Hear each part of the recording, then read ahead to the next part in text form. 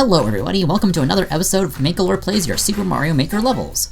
Now rather than just me playing through the levels and giving off my reaction, I'm going to review the levels I received. Now if you want to submit levels to be reviewed in future videos, then go ahead and use the Google form that is linked in the description below. I should note that I prefer playing Mario Maker levels for the concepts they show off, rather than the challenges they pose. In other words, I prefer playing traditional levels, puzzle levels, or gimmicky levels, rather than Kaizo levels or speedrun levels. So take that into consideration when submitting levels.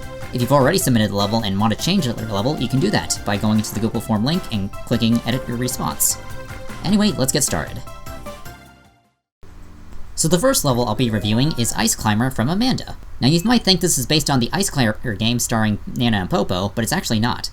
It's more like a traditional New Super Mario Bros. Tower level where most of the floor is made of ice. Strangely, the level uses the default Mystery Mushroom costume, which randomly picks that costume. It would have made more sense if the Nana and Popo costume were used, which can be unlocked via an event course in the game. It does not affect the gameplay that much, but it's mainly an aesthetic nitpick. The level starts out easy and then gets progressively harder. However, after the second checkpoint, there's a noticeable lack of power-ups, and the next two rooms after that have a bunch of obstacles. You can, however, go back to the previous room and get a power-up, but this is unintuitive to the average player. The level does have around a 1% completion rate, so after the second checkpoint is where a lot of people are failing and giving up on the level. The first checkpoint gives you a Goomba shoe for an extra hit, so it would have been nice for the other checkpoint to also have some sort of power-up.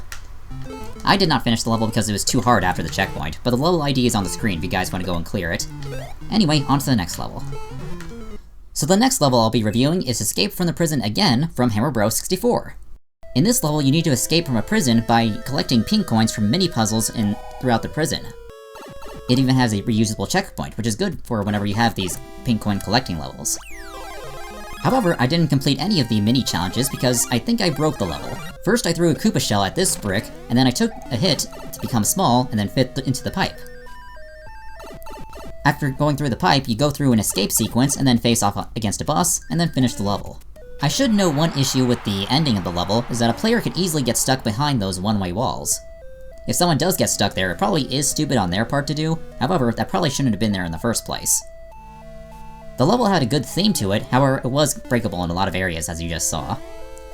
Anyway, on to the next level.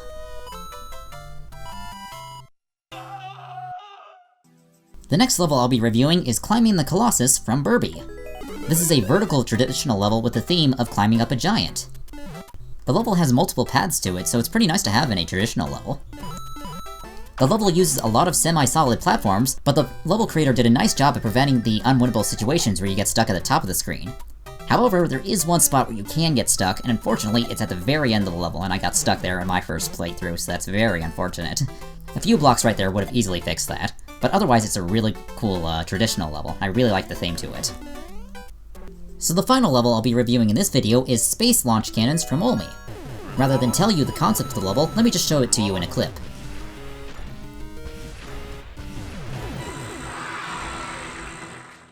If you couldn't already tell, this level is all about the weird physics with the cannons. The level shows off different uses of the cannon launch mechanic. It also has some reset pipes, which is good for abstract concepts like these. It's a pretty good level overall. I really like it when levels mess around with the physics of some of the level elements. So that's gonna do it for this episode of Mankalor Plays, or should I say reviews, your Super Mario Maker levels. If you want to submit your own levels to be reviewed in future videos, then go ahead and use the Google form that is linked in the description below. And also check out some of the other Mario Maker playlists I have, where I play my own levels, and also show off some other players' levels. Anyway, thank you all so much for watching, and see you all next time.